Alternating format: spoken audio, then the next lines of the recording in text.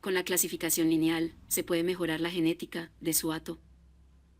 Al momento de realizar la clasificación lineal, se observan las características de la ubre. Si el productor ganadero conoce las características de sus bovinos, puede fácilmente realizar cruces o inseminaciones en sus vacas con el objetivo de lograr mejores crías y más rentabilidad en su hato ganadero.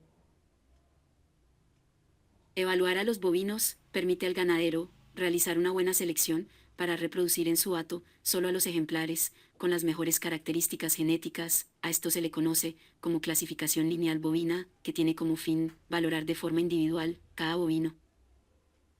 Podemos entender que la clasificación lineal es la ponderación que se da por medio de un puntaje a los bovinos, luego de inspeccionar y analizar las características fenotípicas de los bovinos. Para cada aspecto fenotípico existe una medida y un punto de corte. Esto va a depender mucho de la raza que se esté evaluando o juzgando. Hay diferentes parámetros que permiten al productor ganadero definir la clasificación de sus bovinos. Esta actividad se realiza en los hatos con el fin de poder detectar debilidades para poder corregir esas debilidades por medio de cruces o inseminación artificial, con el objetivo que la cría que se obtenga no presente los errores de la madre. La importancia de la clasificación lineal en los hatos ganaderos es muy importante, ya que incide directamente en el futuro de la explotación ganadera. Esta práctica permite conocer las fortalezas y debilidades de los integrantes del hato ganadero.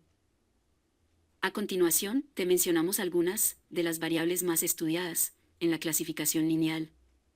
Estatura, pecho, profundidad corporal, angulosidad, ángulo de la grupa, ancho de la grupa, vista posterior de las patas, vista lateral de las patas, ángulo podal, inserción anterior de la ubre, colocación de los pezones anteriores, longitud de los pezones, profundidad de la ubre, inserción posterior de la ubre, ligamento suspensor medio, colocación de los pezones posteriores,